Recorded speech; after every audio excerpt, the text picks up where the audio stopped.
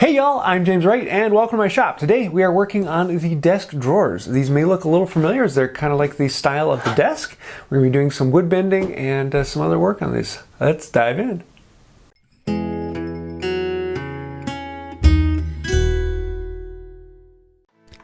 This particular step may seem a little bit familiar. Back when I made the desk, I cut up enough of the 1/4 inch thin stock so that I could make the arch for the dresser drawers as well. So this is the same footage that I used for that back then, but I'm putting it back in here because you need to do this if you're going to be building the desk drawers by themselves.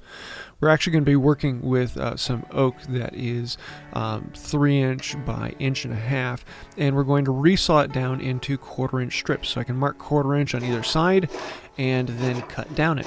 For this I'm going to be using a handsaw. I actually, for stock that's about 3.5 inches or less, I generally use a handsaw as opposed to a Roubo style frame saw. It is a little bit easier to push a handsaw than a frame saw because the frame saw is bigger. You have to put more energy in it to make it work. But that being said, you're still resawing, so there really is no easy way to do it. You're just going to be cutting. So cut the board down, follow the line, get better at sawing, get better at your technique, and eventually you'll make it through. It's one of those things that you just kind of buckle down and do. It's not huge, it's resawing. So yeah, I actually find it to be rather fun. It's one of my moments to just turn it on and kind of be zen. Use your head and do it right. Oh yes, I like that pun. Now I often use my head for a third hand. In this case the board was bowing ever so slightly, and so I could use it to hold it down while I clamp it in place. I'm going to smooth out the side and get it back down to the marking line. And then we have a 1/4 inch thick piece, 3 inches wide, that we can then put into it. Actually, these are a little bit wider than 3 inch, so I have a little bit of space for the saw curve. But I'll be using Total Boat high performance epoxy for this, just like I did for the previous ones. Now here we're into new footage where I'm going to be bending again. I'm using the same bending frame that I had for the last project where we made the bent lamination for the legs on the desk, and so it's going to be the exact same curvature that is used on the desk, only we're going to use it on this. So we're going to put this all together and then use a ratchet strap to pull it back in. The frame is basically there to allow the bending to start to happen. The ratchet strap is what holds it all in place. So then once it has been bent to the curvature we want, we can use hold clamps to squeeze out any gaps that may have occurred. If it's done correctly, there really aren't a lot of gaps, but it's still nice to get those seams really nice and tight so that you get a nice clean surface on there. Once it's set overnight, pull the strap off and it holds its shape really well. I've tried a couple different ways of holding this in place to plane it down, and I think that this way is my favorite. I was originally afraid of doing this, that I'd be bending it back and putting excess stress back into it, but really didn't have any problem with it, and it makes it pretty well. Once you've gotten all of the high spots off, it makes it really nice because you can kind of stand in one place and then plane all the way around it. And it actually goes pretty well. Here you can see I stand in one place and then just rotate my body to plane all the way around. And so I'm kind of doing like this half push, half pull motion. And it works surprisingly well. Next, we have to cut this in half because in this, the legs are going to be cut in half. It's going to be almost as if the drawers come out of the middle of a set of legs.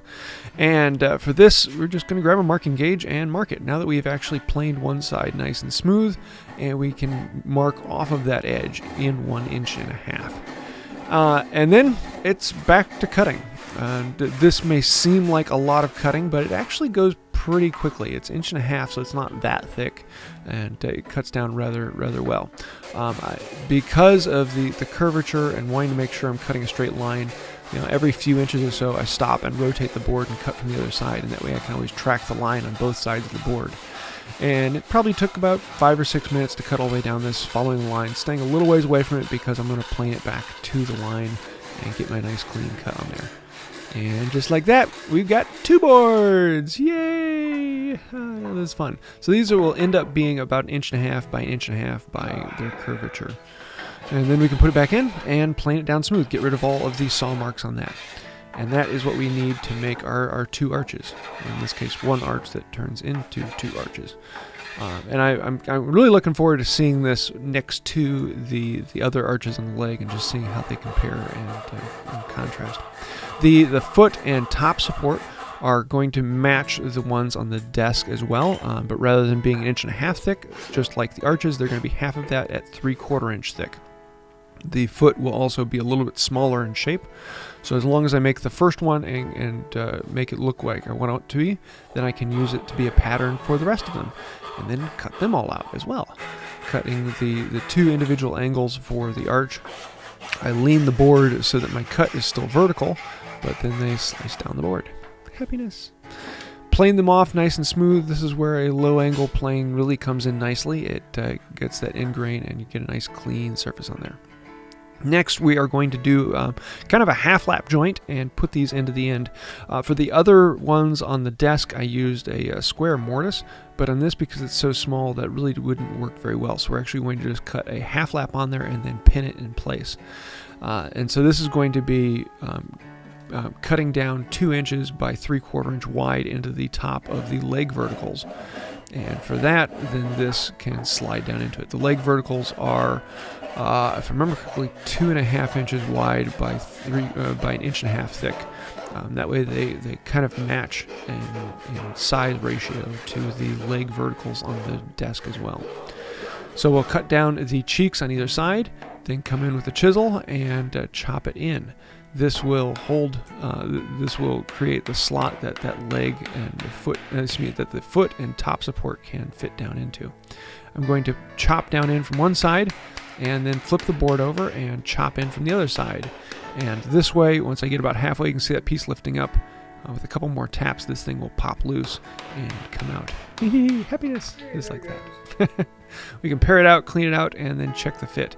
And it just slides in like that. We'll be putting pins through the leg into the supports here in a little bit as well.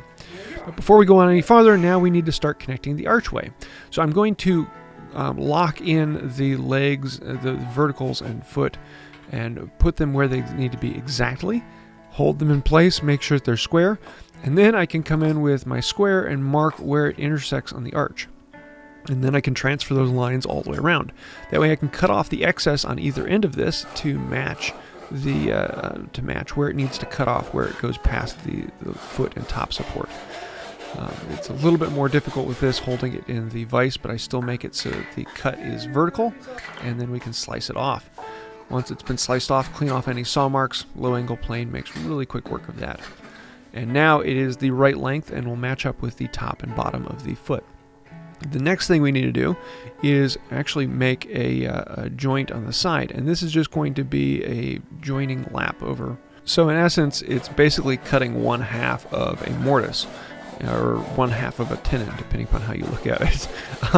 And we're going to be cutting in on the shoulder and then cutting down on the cheek.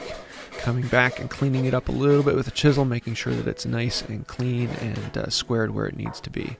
And this is one of these pleasing things when you cut it down and you get really, really close. I like to break it off rather than cutting all the way, because it's better to leave a little bit of junk in there you can clean up with a chisel than to go too far and have the cut go past.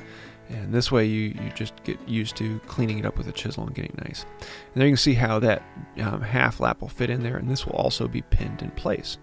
And just like that, we now have our leg structure the way it will need to be.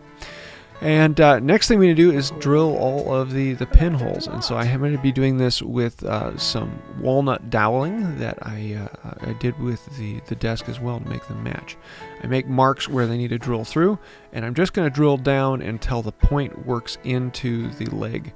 And then we will take this off. But before I do that, I'm actually going to mask this off, and that will make it much easier when I put on epoxy. That way, if there's any drip out, it just makes it easier to clean it off. I had a little bit of problem with that on the leg. When the epoxy squeezes out, cleaning out that in the inside is a bit of a pain, but not that bad. It's easier to put tape on there.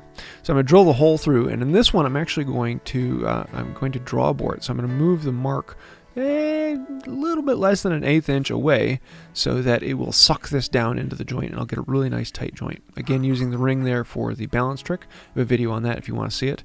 And drill through the legs and feet to make those holes. drill from one side, flip it around, drill from the other side, and that way you get a really clean hole all the way through. Having a clean entry and exit hole just are very pleasing. And there we go. We are ready with our legs, and we'll be moving on to the next step here in a little while. Happiness. So there you have it. I'm not actually going to glue these together until we get more in here. Next week we're going to be putting in the stretchers that go between these, as well as the rails that the drawers slide on. So hopefully we'll have that video, and this frame will all be built and finished. And then we'll start working on the dovetailing in the drawers in the video after that. So I'm really getting excited about this. This is kind of cool. I love the design on this and the simplicity of it. It looks complicated, but it's really not. And especially I'm really looking forward to putting this underneath the desk and seeing how they fit together. So I hope you like this. If you do have any questions or ideas, comments, let me know those down below. Also, I have to say a huge thank you to the patrons on Patreon. Especially this last week, you guys have been a great encouragement to me. Thank you for that. It really means more than I can say. So if you want to find out more about Patreon, I'll leave a link to it down in the description, and say thank you to everyone scrolling over here on the side. They are the reason that Wood by Wright is here today. So I think that'll about do it for today. And until next time, have a wonderful day. Joke of the day. Why did the engineer go to locomotive school? He needed training. Why else?